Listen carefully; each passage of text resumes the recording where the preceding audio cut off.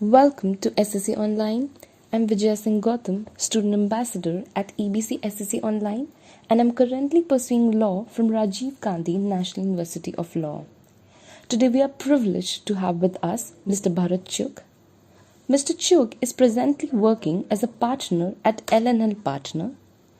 In 2013, he secured first rank in Delhi Judicial Services examination and became the youngest civil judge in his batch. We also have with us Ms. Bhumika Indulia, who is presently working with E&Y as a consultant and will be the moderator for this interview session. Good morning, sir. It is an honor for me to interview you. I'm sure the interview will help a lot of people and will shed light on some of the major legal issues. So we wanted to conduct a one-to-one video interview, but due to the prevailing situation, we are limited to our means. So beginning with the interview, in India, it is often believed that the best brains are manufactured in NLUs. There is a popular opinion in regard with premier NLUs being a success story in almost every field associated with law. On the other hand, you appear as a strong blow to the pride of this traditional mindset. My question is, how do you define good legal education if one is aspiring to practice litigation or serve judiciary? That it's very difficult to get into certain law schools, and if you manage to get into those by cracking the very difficult entrance examination, there may be some amount of merit to you as a candidate. Although I think that's where it stops. No law school is better than the other. It always boils down to the individual merit of the candidate, what the candidate has done in terms of law school internships, moot courts, publications, and that's the key. In fact, I mean, I understand that I'm from Jamia myself, and for the longest time, the recruiters and law firms didn't even know that Jamia offered a 5-year law school, and I sent my resume to a lot of law firms wanting to intern myself when I was in law school, and I didn't hear from any of the tier 1 law firms. Yes, So that was but I would attribute it not just to not just to me being from a non-national law school, but also to the fact that I possibly didn't work hard enough. That's how I'd like to look at it. But when we did certain things thereafter in terms of legal practice, and DJS happened and a lot of other things happened, then we certainly could, try to dispel this presumption of only national law school guys being good at what they do. And, the important thing to notice, sometimes it takes only a couple of, students to put your law school on the map. And, another great, student from our colleges, Tarek, and a couple of others who've been doing extraordinarily well in what they do, and they've succeeded in putting the school on the map. And now when somebody from Jamia walks into a place, a recruiter or any other opportunity, they are taken seriously. So it's important for you to not only bring yourself up to the mantle, but also everyone else from your law college. And it always boils down to the strengths of the candidate. I personally have helped recruit a number of people at the firm and otherwise, and I've never gone by the law school. Yes, we've hired people from national law schools too, but again, it's about the individual. That's all that matters. Okay. So Bharat, a new trend has started for post-graduation from abroad. So how do you differentiate it between post-graduation from India and abroad? And does it really make a difference in doing post-graduation from good foreign university? Well, it does. It obviously adds a lot to how you think about law, how you research, how in sync are you with the global best practices and what's the latest in the law. For example, a tech law masters from a place like Stanford or Harvard, for example, it is something that would put you at the very cutting edge of whatever is happening in the industry. It takes some time for us to catch up to it locally as far as our universities are concerned. So in some of these areas, of course, it gives you an edge. As a recruiter, it makes you sit up and take notice, because some of these law colleges do give a lot of quality education and great exposure to the candidates. But a lot depends on what you really want to do with your career when you're making that decision to go in for a foreign LLM or not. For instance, somebody who wants to litigate as a trial lawyer day in and day out, a foreign LLM may not add as much to that person's career. But On the Bharat, contrary, on the yeah. contrary, I'll just put my question clear over here that yes, Oxford, Cambridge, there are many good universities which do impact the post-graduation. But at this moment, even students are going for normal universities, which on the other hand can get the education from India as well. They are going just for the stat that in India, the law firms prefer post-graduation from abroad. Yeah, that seems to be the perception. You're absolutely right. But if you have a right thinking recruiter who's looking at your resume, an LLM from a university just because it's a foreign university wouldn't really make an impact. I would much rather prefer somebody who's after his or her LLB has just sat at home and studied law, or has great local exposure, to somebody who just has a foreign LLM but nothing to show for it. So again, like in the previous question, it all boils down to the individual candidate. Some universities are excellent, but even in those universities, I would in any event assess the candidate independently, right? And then Yeah. take a call on whether that makes sense. And if you're a litigator, then it is of limited significance initially. If you're looking for a law firm, or if you're looking for a corporate law practice, or if you're looking at a constitutional law career, which is very, very research oriented, then having a good LLM from a strong research based, think tank sort of a university does sometimes help. Yeah. Yeah. So, thank you, Bharat. My next question is, what according to you is what do you expect from a good resume, and who according to you qualifies for internships of jobs? Sure. So a good resume, there's obviously no straitjacket to it. A good resume should ideally have, practical experience in terms of internships, and those internships may be, or ideally should be, very, very broad based, at least initially. One cannot, as a law student in first year law school or second year, say that I am a specialist in X or Y. Of course, everyone would have their own interests. Somebody would want to be a criminal lawyer. Somebody would be interested in mergers and acquisitions. Absolutely. But in the initial first 2 or 3 years, I think one should try to experience everything and then get a broad-based, experience in whatever is out there before making a final decision on what one wants to do in terms of a specialization. Yes, we are in the era of specialization, and if I'm looking at a practice area of tech law, for example, I would love to have an associate who's at the very cutting edge of tech law and who knows whatever's happening. So I would like that myself, or for example, bankruptcy or cyber law or, white collar crime. So that helps to, me as a recruiter in getting the right talent and making a more broad based team. So then coming back to the resume bit, broad based internships initially, and then I should see the candidate gravitating towards, some sort of an interest or specialization.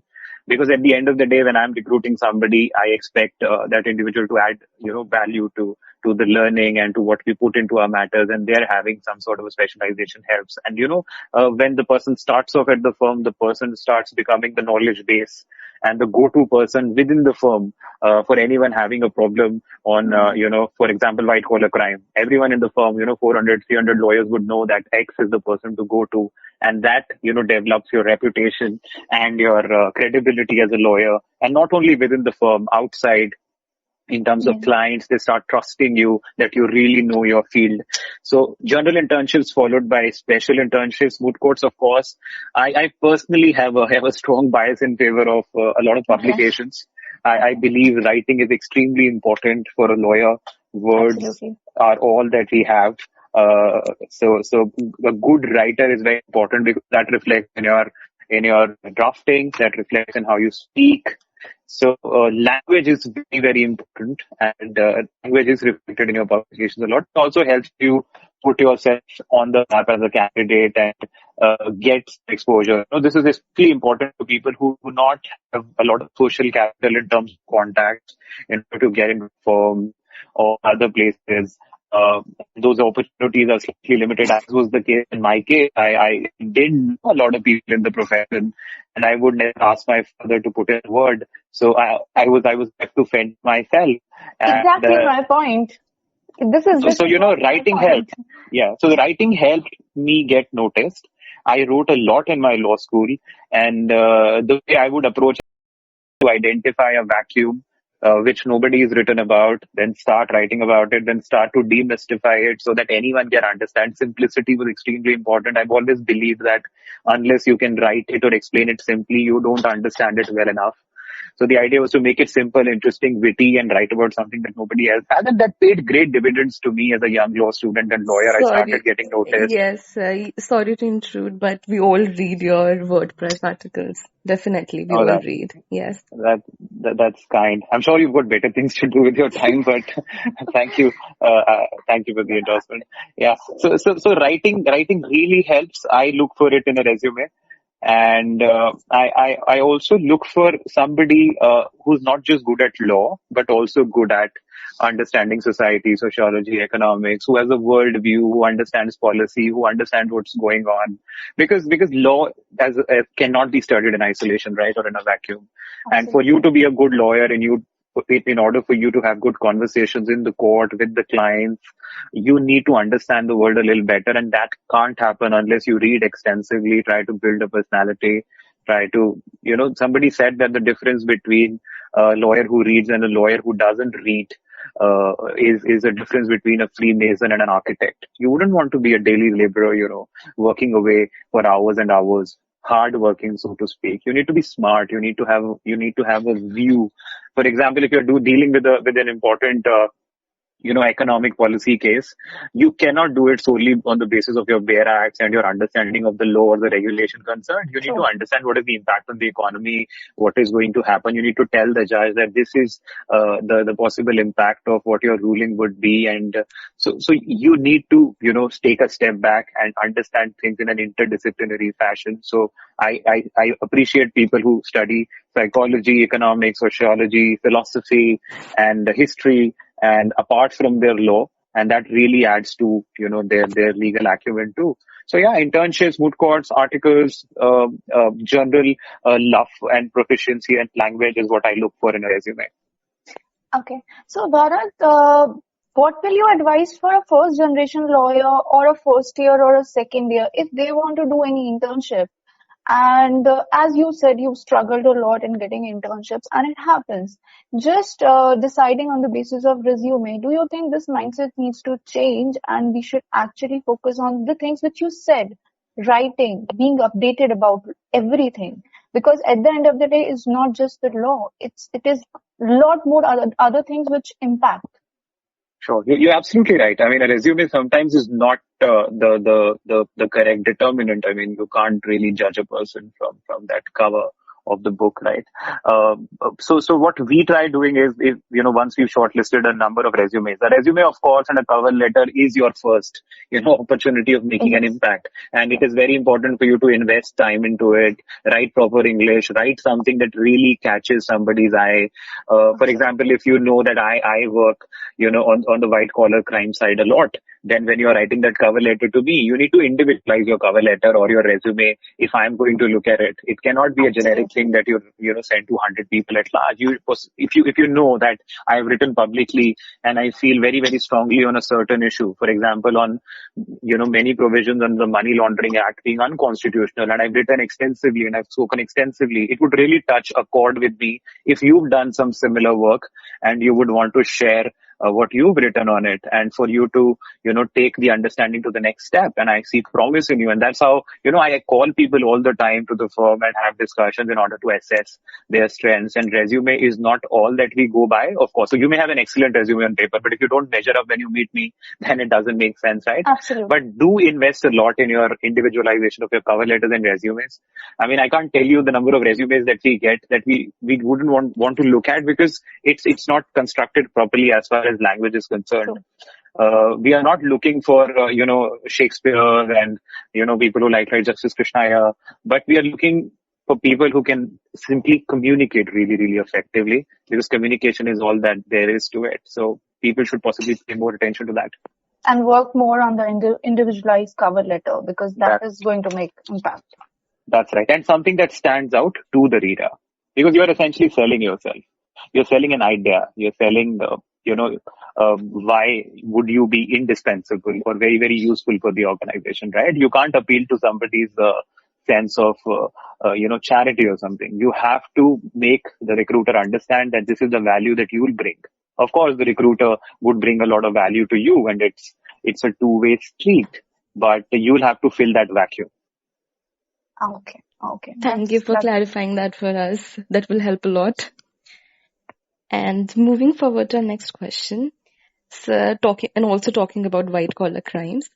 Sir, you're very well acclaimed in the field of international commercial arbitration, white collar crimes, commercial litigation, and many more.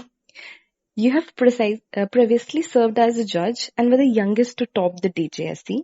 Presently, you represent one of the most successful law firms in India.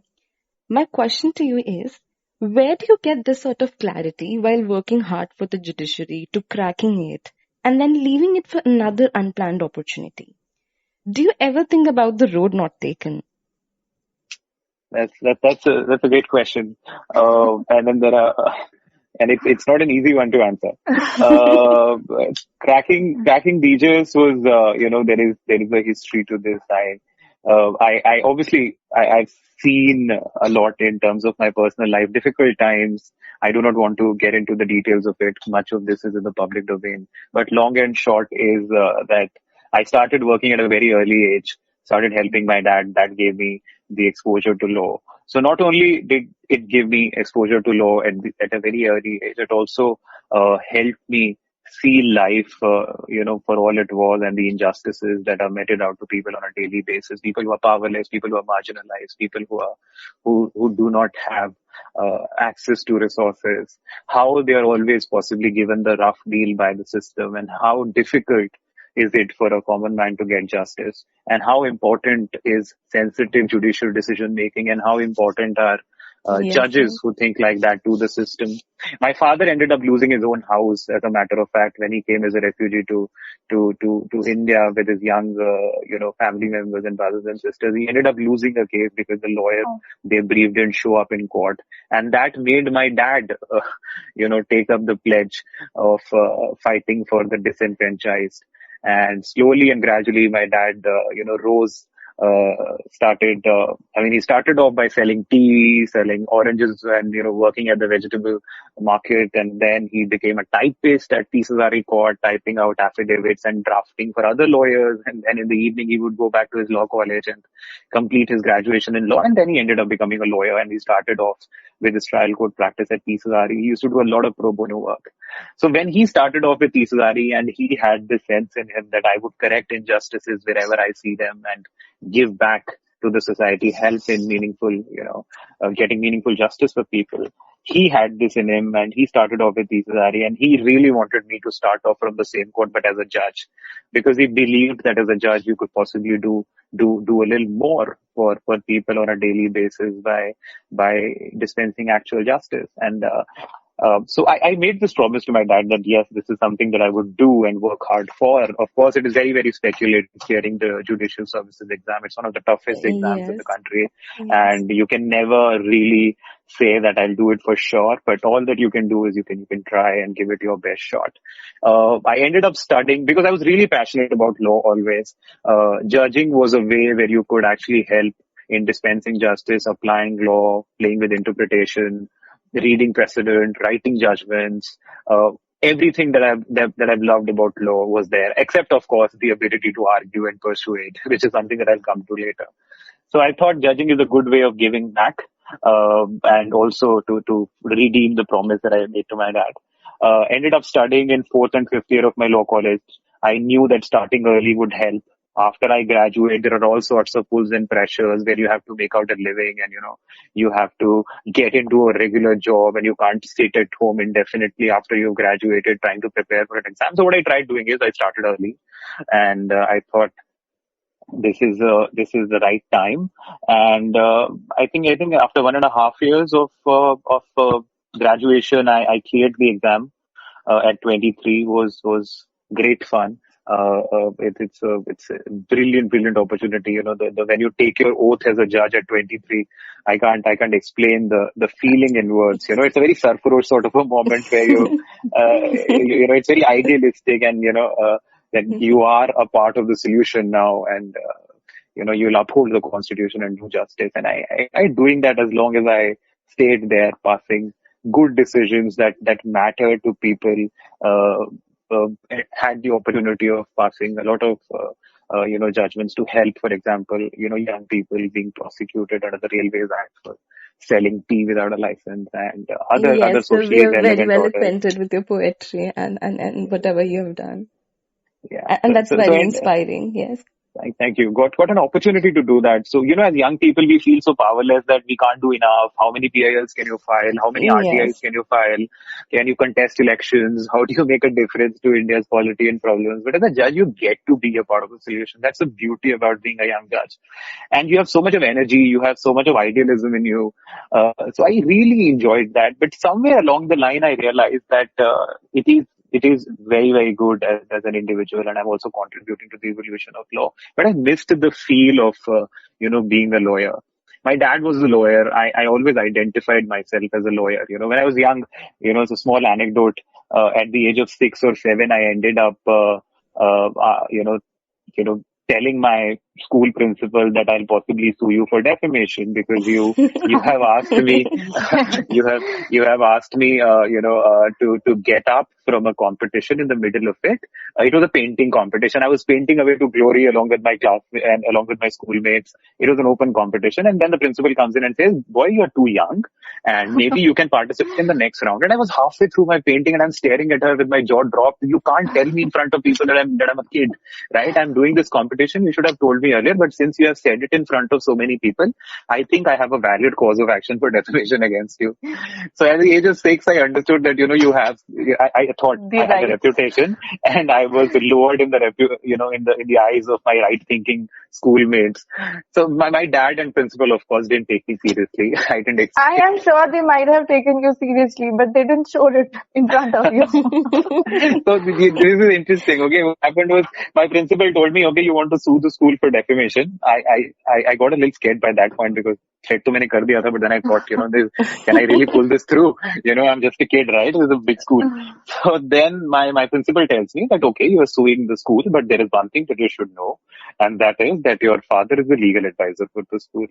And then, things really turned around, and I thought, this doesn't make a lot of sense. I'll have to face dad in the court, and he's a great lawyer. And also the downside is that I don't get any pocket money thereafter. There is no point in doing this frivolous lawsuit, and then I sort of retracted.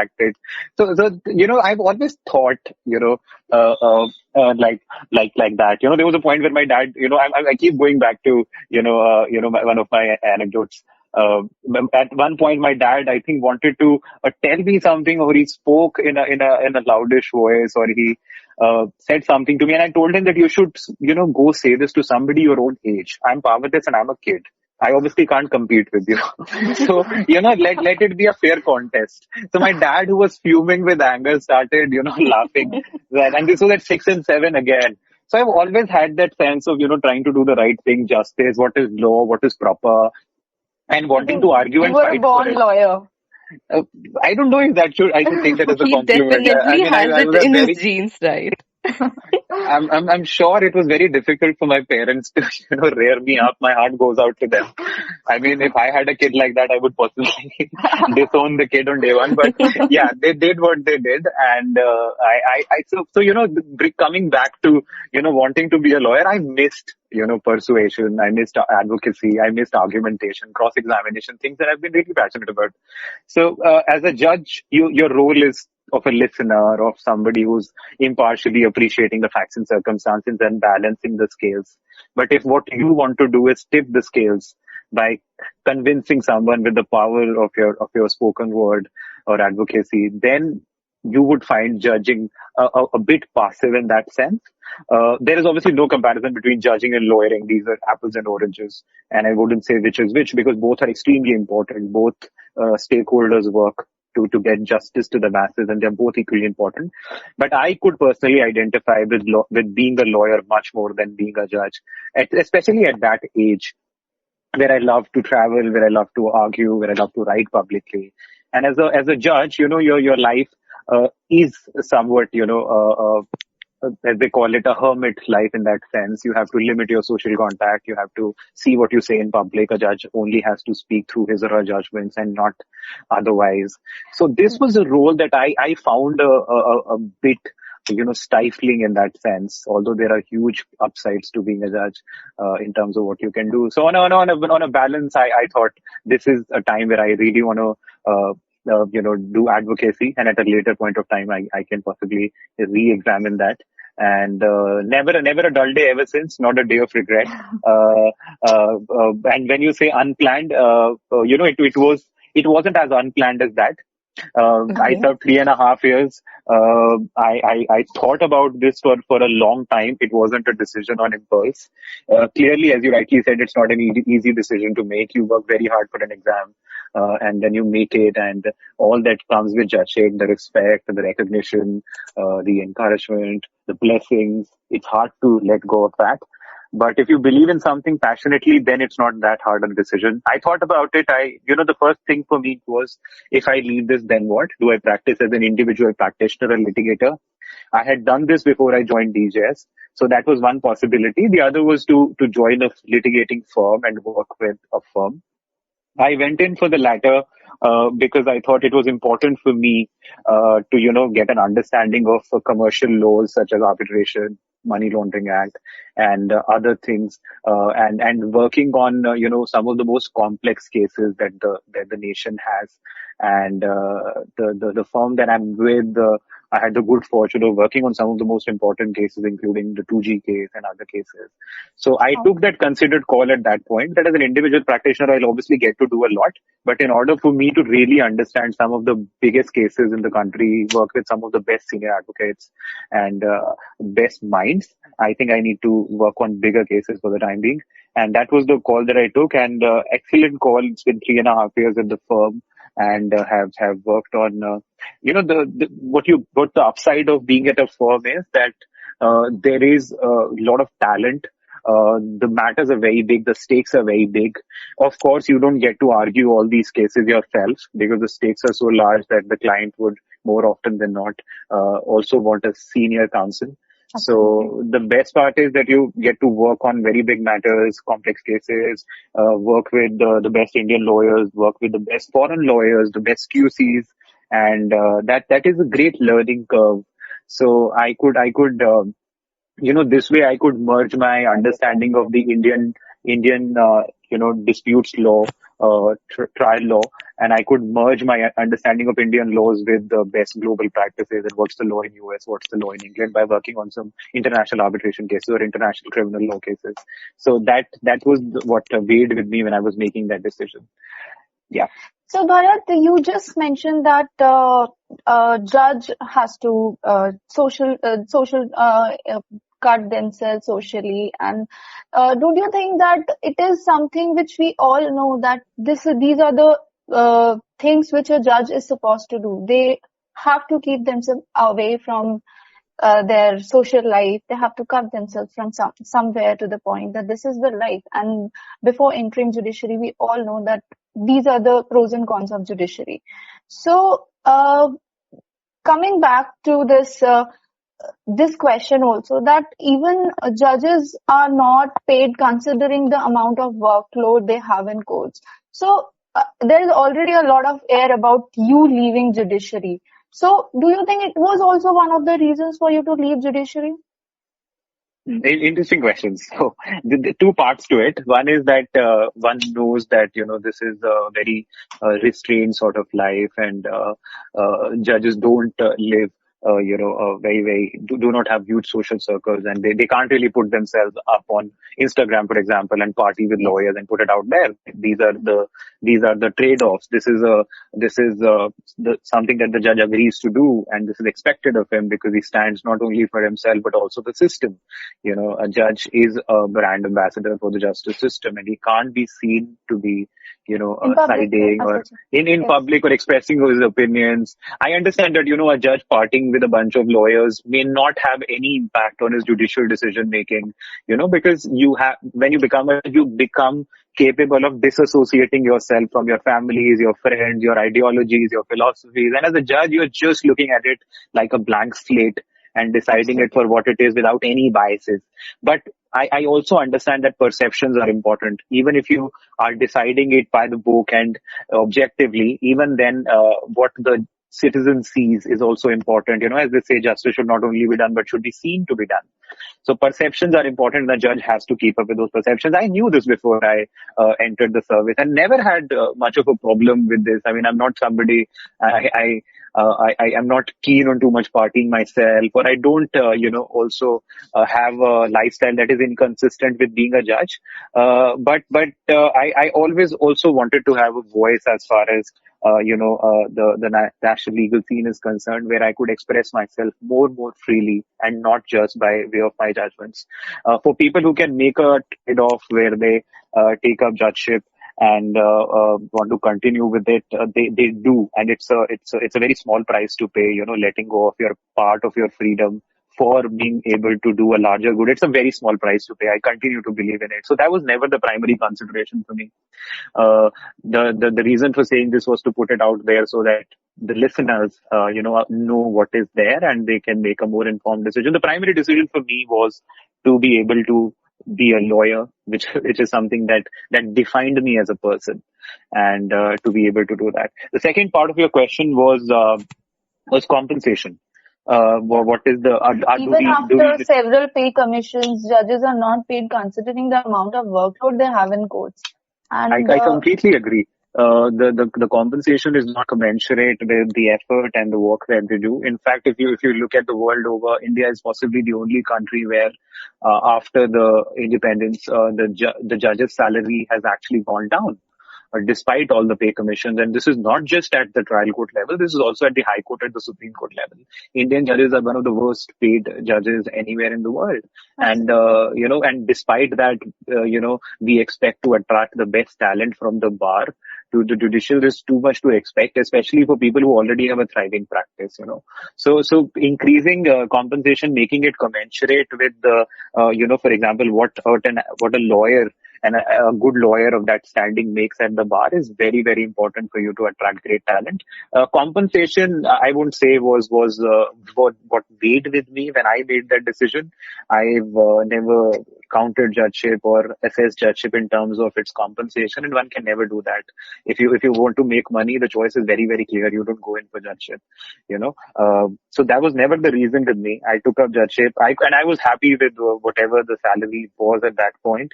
I'll share this personal thing. My biggest expense back then and my biggest expense today remains the same, and those are books, So and you don't need a lot of money to buy books and read, and if you have your priorities straight in life. So that wasn't the reason. But yes, if you're doing well as a lawyer, whether at a firm or as an individual litigator, the financial returns are much more if you're good at it. Okay. Thank you so much, Bharat. Because there's already a lot of air regarding this. Why Mr. Chugh left Judiciary? So yeah, we have already read a lot about it, but wanted to clear something. So coming to our next question, Bharat, back in 2019, Bar Council has barred Big Four to provide legal consultancy services. So, do you think it is high time that Advocate Act needs to be amended to allow audit firms to offer legal services, as even an expert panel constituted by the Corporate Affairs had recommended the same thing? So, what is your take on it? I personally think that if you're doing legal consultancy, you need to understand your law, and you be good at it. There has to be some amount of regulation around it. But on the broad point, I am all in favor of the sector being opened up as much as it can, and not just with respect to this, but also with respect to foreign law firms. If it is done in a regulated sort of fashion, because I personally believe that by getting to compete with better minds or good minds elsewhere in the world or elsewhere in other disciplines, we only stand to benefit. It makes the sector more competitive. It makes us more competitive. It helps us learn from their experiences. And with this cross-fertilization of ideas, I think the legal legal sector as a whole stands to benefit, and also the clients stand to benefit. For example, the client is getting the best minds to work on a particular assignment. It may be a chartered accountant, it may be a lawyer and a foreign lawyer, all of them put together giving the client the best. So I've never been in favor of closing down the sector. But yes, at the same time, there is always a pushback in terms of protecting the interests of the lawyers. I think if it is done in a regulated fashion, I think both the things can be balanced out. But all in all, from competition, we stand to benefit. Thank you so much, Bharat. Because the case was filed by Society of Indian Law Firms, and it broadly, it is not going to impact only few people, but Big Fours are hiring big number of advocates, a number of lawyers. So in terms lawyers, of yes. so they cannot actually cut on competition, and there are a lot of things which might impact the employment perspective also. All the law firms cannot hire those lawyers. That's a good point. If all these entities would also look for young lawyers, they would have more opportunities. A lot of people ended up working in and they still do in LPOs, for example, and that has created great employment. And the sheer number of law schools that we have and the sheer number of law graduates that we are churning out everywhere, we should grab as many opportunities as we can. And if they are making, for example, justice accessible to somebody who would otherwise not want to come and litigate in India, or who would otherwise not want to come and set up business in India, and they are creating the size, increasing the size of the cake as well, then why not? Yes, that's all. Thank you so much. Thank you so much for clearing this point, Bharat. Yes. Vijaya? Yes, moving ahead to my next question. Quoting a phrase from your profile, so you have had the experience of facing 12 criminal trials in a sheer day. And you have excelled the art of cross-examination. You're also very well known for your talks and writings on the art of judgment writing. So my question to you is, how do you cope with the humongous work pressure? Also, how can one maintain mental health and well-being while pursuing a career as competitive as law? That's a great question again. On the 12 criminal trials, these are 12 criminal appeals that I argued after I was appointed by the Honorable High Court as a friend of the court, as the amicus. It was quite a tall order, because 12 criminal appeals where somebody's life hangs in the balance. The person may get life imprisonment or may get acquitted. Yes. Now, arguing them, I had the assistance of other colleagues in that endeavor. Ended up doing that great learning curve. Did that pro bono because I always want to give back in terms of what I do, and not just do a pure corporate litigation practice. We love to cross subsidize, where we take up pro bono and we take up cases on a fee basis for those who can pay. So it was a part of that. Very, very, demanding intellectually. You also talked about art of cross-examination. It would be immodest for me to say excel at it, because it's an ongoing exercise, and cross-examination is something that one builds over a number of years, because it is so intricately connected with your life experiences and how you think as a person. And learning cross-examination in a library, as I love to say, is trying to learn swimming, in a library. You have to be thrown in up to you when it comes to cross-examination, and we have read extensively whatever you've written on it. That's kind. So it's a great skill to cultivate. Art of writing a judgment is also something, or the art of writing legal documents better is also something very close to my heart. Coming to the point of how do you balance all of this, especially with the legal practice and your cases. And yes, and keeping the mental health well. Is very important. Yeah. So number one is time management in terms of how you do it. We all have the same number of hours, but if you manage it effectively, then you can, as somebody rightly said, you can fill every unforgiving minute with 60 seconds worth of distance run. I can do something in 1 minute, but a distance runner would cover so much more distance. It depends on how you do it. I try not to waste any time, frankly. I mean, I've been known, right now I do have somebody to drive me around and help in terms of the office. I have a huge team of very, very bright young lawyers who help me with assignments. So that means I can really focus on not just fighting my cases, but also building knowledge and imparting training, whether at the judicial academies or otherwise, or writing articles. So having a team really, really helps. It would be unfair for me to say that I'm good at time management, and that's the reason I'm able to do it all by myself. Number one is your team. Second is, even with your own time, you need to manage it well. Be very, very jealous about your time. That's something It's new to just, hear. Yes. yeah, I mean, it's the most important gift that you can give to somebody, and only give it to people who really matter, and do not squander it away, because it's not going to come back. And going back to the fundamentals is important. I mean, I wouldn't waste time. If I'm standing on the signal, even when, in the days when I used to drive myself, I would be at the red light, and if I know that it's a 3-minute red light, I would have a Bear Act next to me where I would be reading up sections and trying to understand. I would not Wow. recommend doing it while you're driving, of course. But, whenever you can, That's so just as an interesting. anecdote, I would go on for walks and I would keep revising sections and thinking of legal situations in my head. This is how I would open up arguments. This is how I would answer the judge's questions. This is how I would cross-examine. I would do it on the walks, just think about it and think till the cows come home.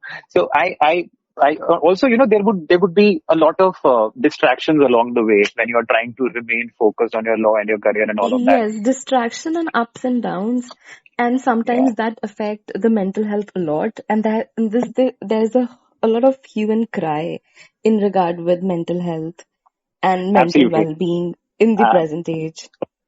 Absolutely. So you need to cut down on distractions. You'll have to, I'll come to it's the psychological part of it, because that's again something that I'm very keen to talk about. On the distraction bit, I would just say that it's very important to master the art of self-control.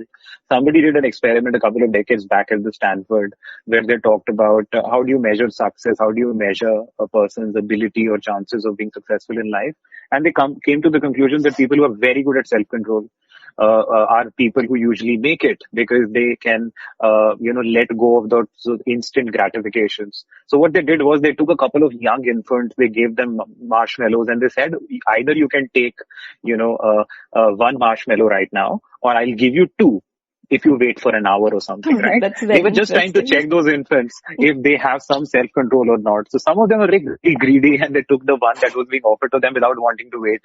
And then there were others who sort of waited, and who had a long-term vision or something. Very, very young children. I don't know if they're infants or not, I'm forgetting, but very young children.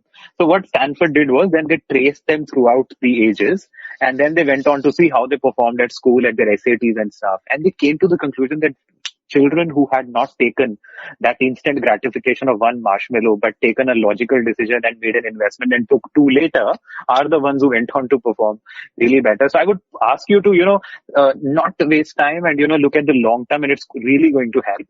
Plus, you should also align your interests and your hobbies to what really adds to your job. If you think, for example, reading is an excellent hobby to cultivate. Even fiction is excellent. It gives you the ability to walk into somebody else's skin and, see the world with it. So Yes. cultivate, the interest of reading. And even when you're reading, you're not doing something that's, on your case or on your immediate assignment, but it is still adding to your, assignment. So your hobbies should go on to reinforce your profession. And that way, even when you're not working, you're really working on yourself and investing in yourself. So that's number one. Second is the emotion, the toll that it takes on you. It's very, very important for, one to have strong anchors in life in terms of family and in terms of a strong, support base, in terms of great friends who are constructive, who are right thinking, and who are progressive. Because this can be extremely exhausting, whether it is judging or lawyering, because you get to see human behavior and society at its very worst, right? You see lies, you see deception, you see people coming up with their problems. It can get Precisely. extremely disillusioning at times, looking at, people lie all the time. You start losing faith in humanity at some point. So it's very important for you to stay anchored and stay positive about the whole thing.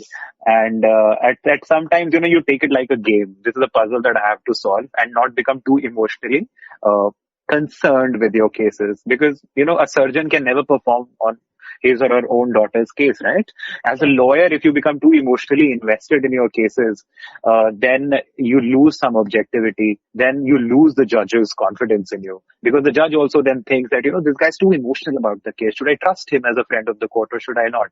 So there, it's very important for the lawyer to take a step back. And when I say take a step back from your cases, I do not mean to say that you should not be responsive or you should not be sensitive as a judge or a lawyer. It means a clinical sort of a detachment where you are very, very responsive to your case, but you are not too emotionally involved so that you feel distraught if you've lost an argument, or you burst into emotional outbursts during your arguments. That's never a good idea.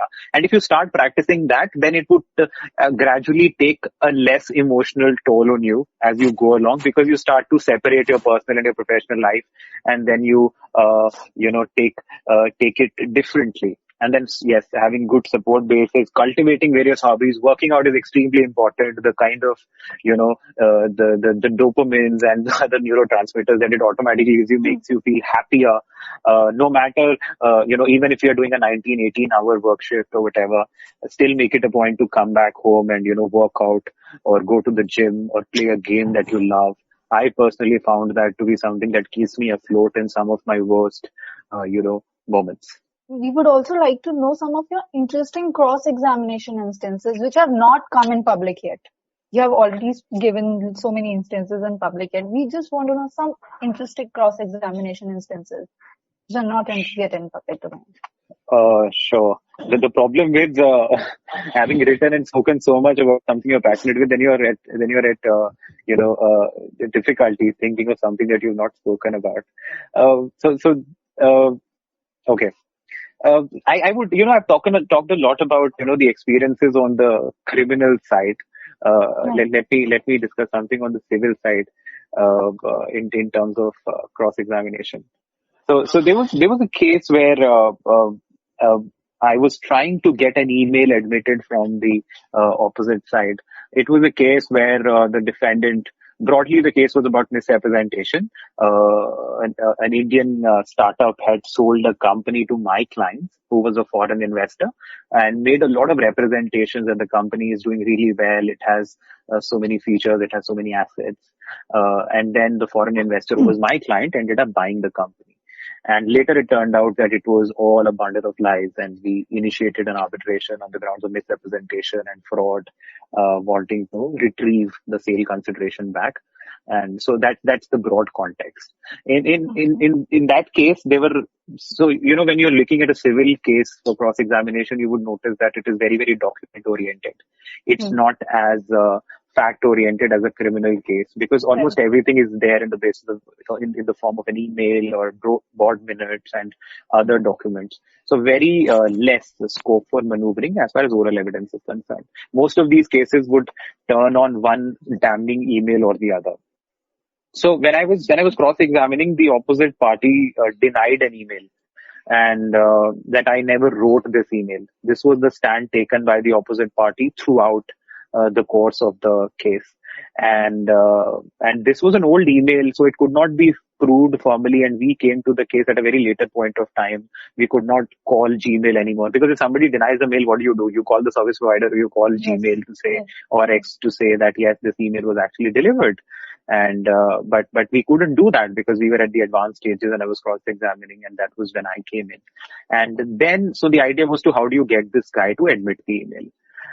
So we tried different things with different witnesses. For example, instead of asking him, "Oh, you got this email, right?" He would never say yes. He's been coached and tutored ad nauseum by his counsel to say no. So you do different things in order to try and prove it. I keep saying that in an examination, cross-examination, you're never asked journalistic questions of who, why, what, or why don't you explain. You only ask leading questions, mostly questions which have a yes and no. That way you keep the witness on a very tight leash. So the question I ended up asking the witness to get that email proved at one point was, what was the reason that you did not escalate this email when it came to you to the board of directors? So my question was a loaded question, in a sense that I assumed that he got the email and he did not forward that email to the other director. What was the reason that you did not escalate this email to the board of directors? And for a moment, when I asked him this, he forgot that he is to deny the receipt of the mail. He started explaining that I did not forward it to the board of directors because of so and so reason. I did not consider it important enough, and so on and forth. And I ended up admitting that he Amazing. got the email. So you'll have to work out ways on how you sort of do it. For example, this witness was also a witness who had what we call, selective amnesia. This guy, whatever I would ask him, he would say, I don't remember. Now, how do you Oh, deal with a man like that? And I would ask him, do oh, you remember this email? This is what happened in 2014. He said, I don't remember. But all the oh, things which are in his favor, he remembers. Okay. So you have to exploit that. This is selective forgetfulness. So what I yeah, would do is I knew this guy is going to get into amnesia. So I need to deal with him. So I started asking him questions of his earlier achievements in life, what he did in college. I looked up his LinkedIn profile. We gathered a lot of intel on him. And I knew of all his, achievements in life, which were very less, by the way. But whatever was there, we gathered it. And I started asking him questions. Oh, you won this award. Wow. Why don't you tell me about it? He says, this is what I won it for. This is what happened. Then I asked him very, very minute questions on, okay, so this is the project that you did. That's very nice. So this guy thought I'm doing great. This guy is talking about my yeah, achievements in life and I'm killing it. But all that I was trying to do is I was trying to tell the arbitrator that this guy has a great memory. He remembers things from 2010-11. The yeah. question that I'm going to put to him is 2015. There is no way Oh, in hell that he would forget 2015, but at the same time remember what happens in 2010 and 9. oh, yeah. So we Amazing. established that this guy has a great memory. He remembers stuff Mm, and he's on top of things.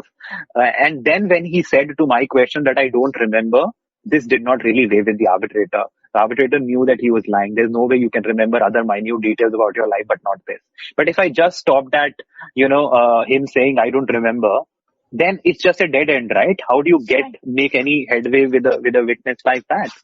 So yeah, so these are some of the ways in which you can try to effectively cross-examine. Yeah. Very, very interesting, Bharat. And That was I very think, insightful. yeah, and I think this is the art of a good advocate, that you can actually dig out, and cross-examination needs lot of attention as well. How to actually come out and take out information from the person. So thank you so much for this insightful instance. Yeah. Moving ahead to our next question.